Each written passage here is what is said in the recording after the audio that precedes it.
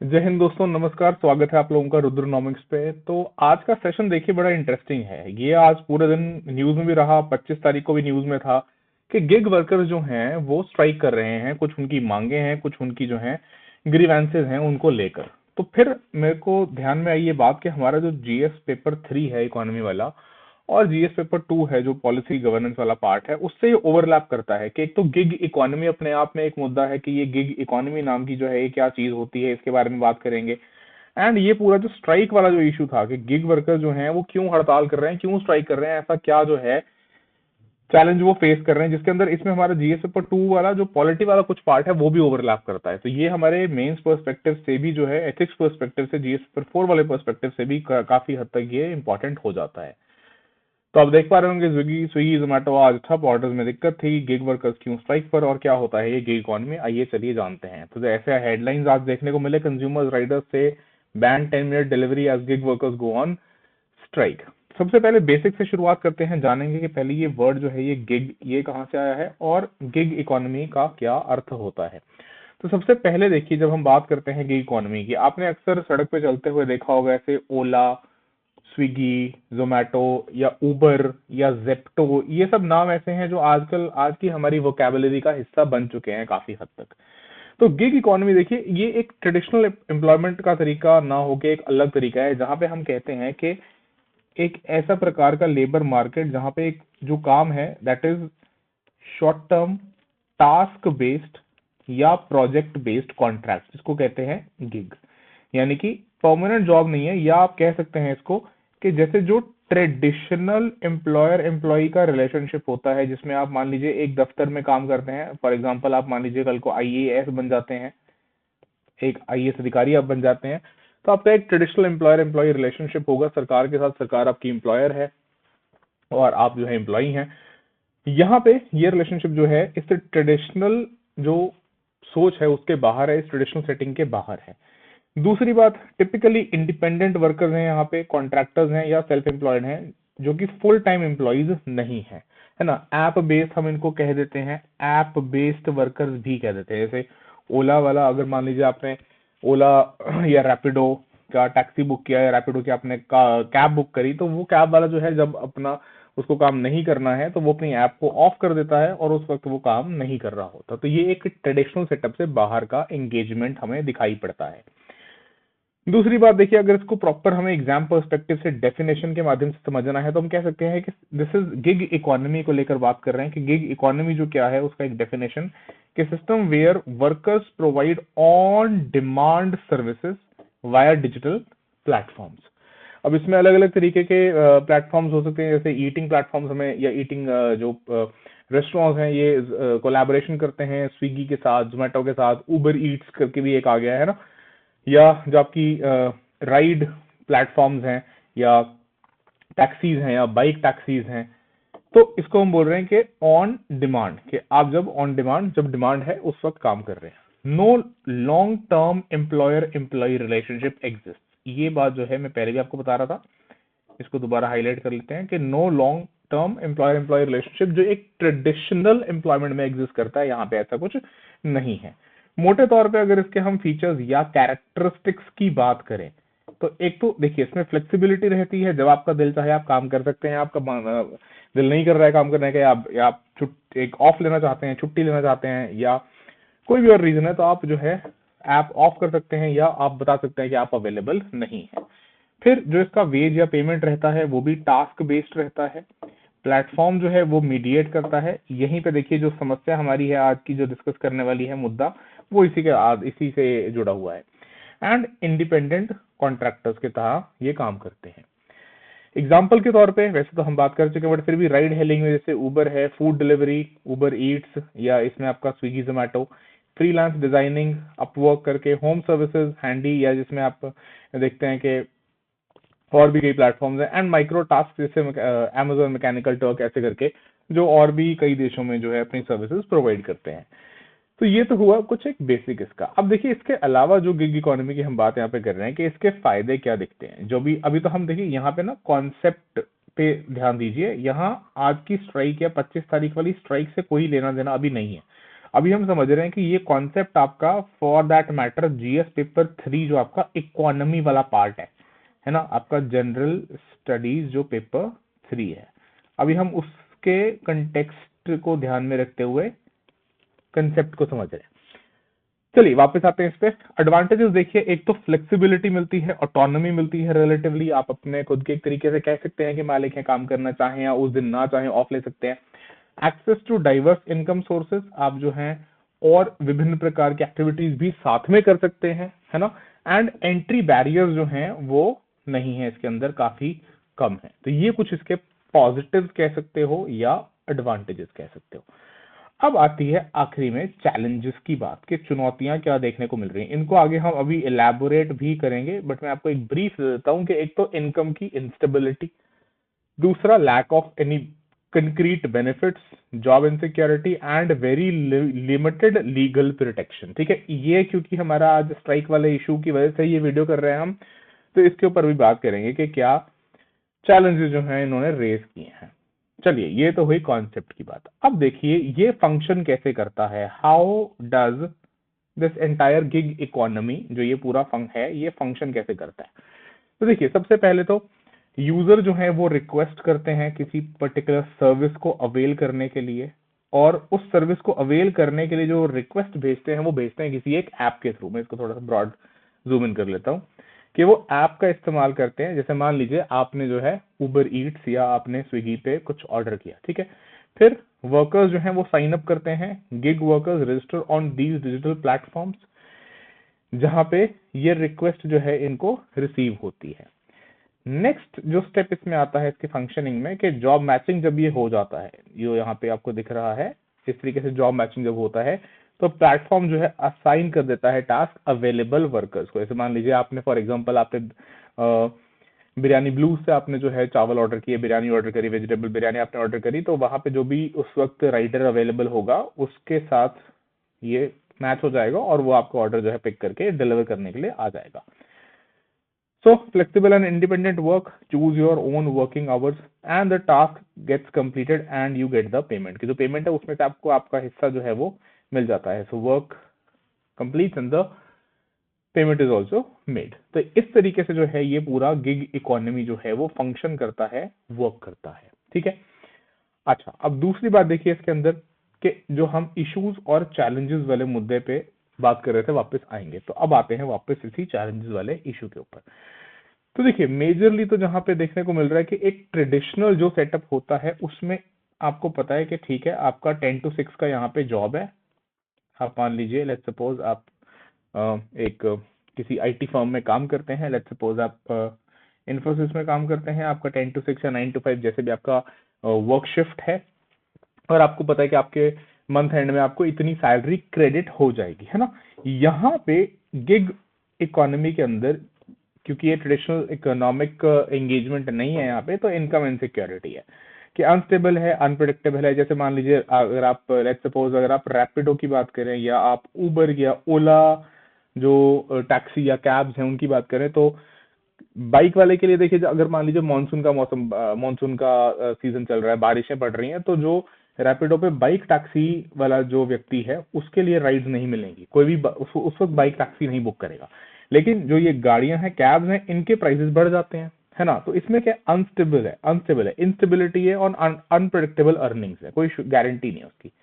फिर दूसरा एक बहुत जो बड़ा मुद्दा है वो रिलेट करता है इनके वेलफेयर के साथ।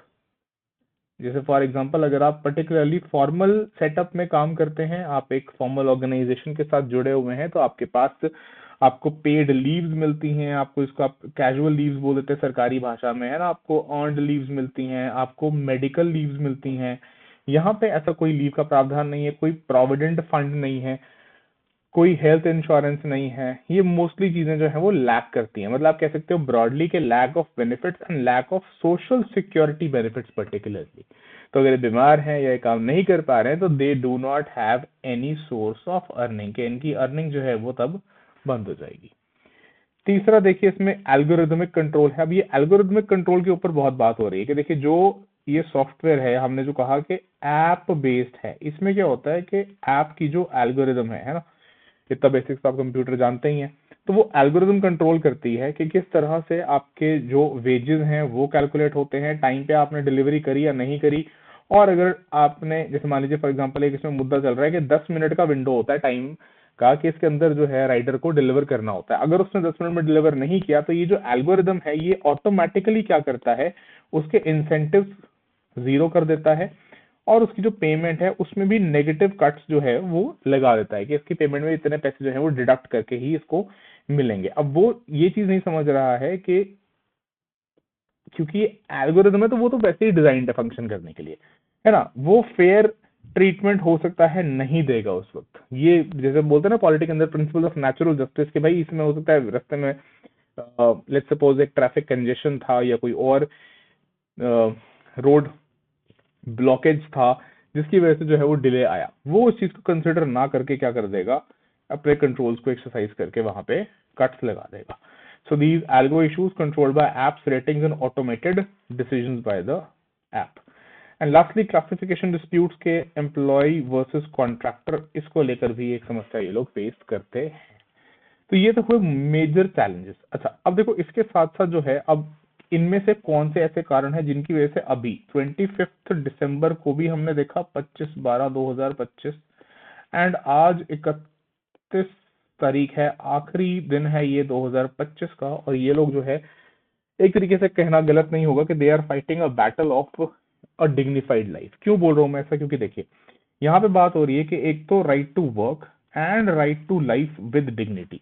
अब ये तो आपके पास जो आपका कॉन्स्टिट्यूशन में आर्टिकल 21 है वो गारंटी करता है कि सिर्फ लाइफ नहीं डिग्निफाइड लाइफ, है ना। सुप्रीम कोर्ट ने वेरियस अपने केसेस के अंदर इसको अपहोल्ड भी किया है। तो यहाँ पे दिख रहा है कि इनको काम तो करने को ठीक है मिल रहा है गिग इकोनॉमी के अंदर, लेकिन जो इनकी जीवन है और जो डिग्निफाइड एक लाइफ है, क्या उसके ऊपर सवाल खड़े हो रहे हैं? बिल्कुल खड़े हो रहे हैं। कैसे, देखिए बात करते हैं। तो पहली बात तो जो डिलीवरी राइडर्स हैं usually they say that we are racing against digital timers. अब डिजिटल टाइमर्स क्या करते हैं, डिक्टेट करते हैं एक तरीके से इनकी पे कि कितने जल्दी ये डिलीवर करते हैं, बट साथ में सेफ्टी एंड डिग्निटी। आप लोगों में से कई लोगों ने देखा होगा कई बार कई दफा के जो ये प्लेटफॉर्म्स हैं इनके जो राइडर्स होते हैं वो बहुत तेज चला रहे होते हैं अपने बाइक्स को, अपने व्हीकल्स को, या वो ट्रैफिक रूल्स के वायलेशन में होते हैं, रॉन्ग साइड से जा रहे होते हैं, गलत तरीके से जो है ड्राइव कर रहे होते हैं, अपनी सेफ्टी को भी रिस्क करते हुए, जस्ट बिकॉज कि वो डिजिटल टाइमर जो चल रहा है 10 से 15 मिनट के अंदर अंदर उनको वो डिलीवरी वहां पे करनी ही करनी है। दूसरी बात इसके अंदर के यूजुअली डिलीवरी जो है उसमें 10 से 15 मिनट का जो आपको बता रहा था विंडो होता है, after which penalties are applied automatically, ratings get dropped and incentives are cancelled. तो यहाँ पे देखिए अब ये right to work and right to life with dignity और राइट टू लाइफ के ऊपर सेफ्टी का कॉम्प्रोमाइज, ये जो है यहाँ पे दिक्कत देखने को मिल रही है। फिर अभी हाल ही में आईफैट यानी कि जो ये फेडरेशन है, Indian federation of app based transport workers, इनके लीडर्स ने अलेज किया कि ये सिस्टम जो है ऐप बेस्ड, ये ओपेक है, एल्गोरिदम ड्रिवन मैनेजमेंट सिस्टम है और ये वर्कर्स के बिजनेसेस को कंट्रोल करता है और उनको एडवर्सली इम्पैक्ट करता है। तो आज आप लोगों ने हेडलाइंस अगर देखी हैं अखबारों में तो आपने देखा होगा कि ये जो 10 मिनट वाला टंटा है या जो 10 मिनट वाला ये सीलिंग है, इसको जो है खत्म करने की डिमांड जो है वो काफी हद तक सुर्खियों में रही भी है आज। चलिए कंक्लूजन की तरफ बढ़ते हैं। अब उससे पहले देखिए फंडामेंटल राइट्स का जो मैं जिक्र कर रहा था, ये थोड़ा सा हमें इसमें डाइवर्सिटी लाने के लिए आपके सिलेबस का GS2 का जो पार्ट है, एक तरफ आपका राइट टू वर्क, एक तरफ आपका right to life with dignity, and mind you both are your fundamental rights, दोनों ही आपके कॉन्स्टिट्यूशन ऑफ इंडिया, भारत के संविधान के पार्ट 3 के जो हैं हिस्से हैं। तो दोनों को बैलेंस करना इसलिए जरूरी है कि इनके पास अपॉर्चुनिटी टू अर्न लाइवलीहुड भी हो, फेयर वेजेस, इक्वल पे हो, safe and decent working conditions हो, वेरी इंपॉर्टेंट। इसी के ऊपर मेजरली अभी जो है ये पूरा डिबेट इसी के इर्द गिर्द घूम रहा है ना। And right to life with dignity हो, social security, respect, freedom from exploitation, access to food, shelter and health care, very important, ताकि एक डिग्निफाइड जीवन जो है ये जी सके, and together forming the foundation of human dignity and justice. तो ये पूरा हमारा बैलेंस होता है यहाँ पे GS2 वाला जो पार्ट है हमारे सिविल सर्विसेज एग्जाम के सिलेबस का। चलिए अब देखिए भारत के लिए क्या महत्वता है, क्या सिग्निफिकेंस है गिग इकोनॉमी की, इसके ऊपर जो है लास्ट ये हमारा पॉइंटर रहेगा कंक्लूड करने से पहले। तो कुछ फैक्ट्स एंड फिगर्स के थ्रू देखिए, ये फैक्ट्स जो हैं आपके प्री एंड आपके मेंस एग्जाम दोनों के हिसाब से ही आपको पता होने चाहिए कि अगर हम 2020-21 जस्ट आफ्टर ईयर कोविड-19 पैंडेमिक उस दौरान की बात करें, तकरीबन 77 लाख गिग वर्कर्स जो हैं वो इंडिया में थे, around 1.5% of total workforce and 2.6 of your non agricultural workers का ये हिस्सा इतना था। FY 2025 यानी कि फाइनेंशियल ईयर 2024-25 में ये बढ़ के एस्टिमेट्स हैं कि 12 मिलियन यानी 1.2 करोड़ पहुंच गया है, making up of 2% of total workforce of the country. अच्छा नंबर है, छोटा नंबर तो नहीं है, इनको इग्नोर नहीं किया जा सकता, किया जाना भी नहीं चाहिए इनफैक्ट, है ना। एंड 2029-30 यानी FY 2030 तक जो ये प्रोजेक्शंस हैं, जो आज के आंकड़ों के हिसाब से हम देख रहे हैं कि they're expected to grow around 2.35 crore, यानी कि 4.1% ऑफ टोटल लाइवलीहुड जो है वो गिग इकोनॉमी से आएगा, डायरेक्टली इनडायरेक्टली, ठीक है। And lastly long term outlook अगर हम देखें, एब्सोल्युटली लॉन्ग टर्म में, तो ये प्रोजेक्शन जो है, जो हम अमृत काल, अभी हम क्या बोल रहे हैं, अमृत काल का समय चल रहा है, और इस अमृत काल यानी कि जो 25 वर्ष का अंतराल है, and we are aiming to be विकसित भारत, जो हमारा 100वां वर्ष रहेगा स्वतंत्रता का 2047, कि तब तक ये नंबर 6.2 करोड़ तक पहुंच जाएगा। अच्छा, ये तो हुई एम्प्लॉयमेंट की बात। अब दूसरा देखिए, in terms of the total contribution to GDP, तो इट इज एस्टिमेटेड कि ये 1.25% ऑफ जीडीपी तक कंट्रीब्यूट करने लगेंगे by 2030, which is also a significant number. तो ये ट्रांजैक्शन वॉल्यूम या आप वर्कफोर्स देख लीजिए, दोनों तरीके से जो है they are very very important, significant for Bharat, ठीक है। और इकोनॉमी में एक बार मैंने एक कंपैरिजन टेबल इंक्लूड किया है यहाँ पे कि ये आपका मेट्रिक है और लेटेस्ट जो एस्टिमेट्स हैं या जो प्रोजेक्शंस हैं कि गिग वर्कर्स ये 2021-20 में 1.5% वर्कफोर्स का, 2024-25 तक आता है 2%, 2029-30 तक 23.5 मिलियन, 62 मिलियन 2047 तक पोटेंशियली, एंड 2030 तक 1.25% जो है ये कंट्रीब्यूट करेंगे of your gross domestic product. तो देखिए, मोटी बात यहाँ पे जो समझ में आती है मुझे, वो ये है कि दे आर वेरी इंपॉर्टेंट, इनको आप इग्नोर नहीं कर सकते। एंड जो हमने भी बात की है कि right to work and right to life with dignity, ये इंश्योर करवाना जो है, आई बिलीव स्टेट की, सरकार की जो है जिम्मेदारी बनती है।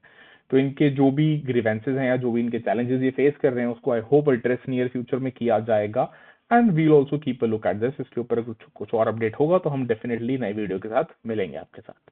तब तक आप इस वीडियो को लाइक कर दीजिए एंड चैनल को डेफिनेटली सब्सक्राइब कर दीजिए, एंड मिलेंगे ऐसे ही एक और नए इन्फॉर्मेटिव वीडियो के साथ। आप लास्ट तक बने रहे, उसके लिए बहुत बहुत धन्यवाद। जय हिंद, जय भारत। मिलेंगे आपसे 2026 में। 2026 आपका जो है बहुत बढ़िया हो, आपके लिए सक्सेस जो है लेकर आए, पीसफुल, प्रॉस्पेरस, ब्लिसफुल ईयर 2026। उसके साथ ही मैं लेता हूँ अलविदा। Thank you so much. जय हिंद, जय Bharat, bye bye and take care.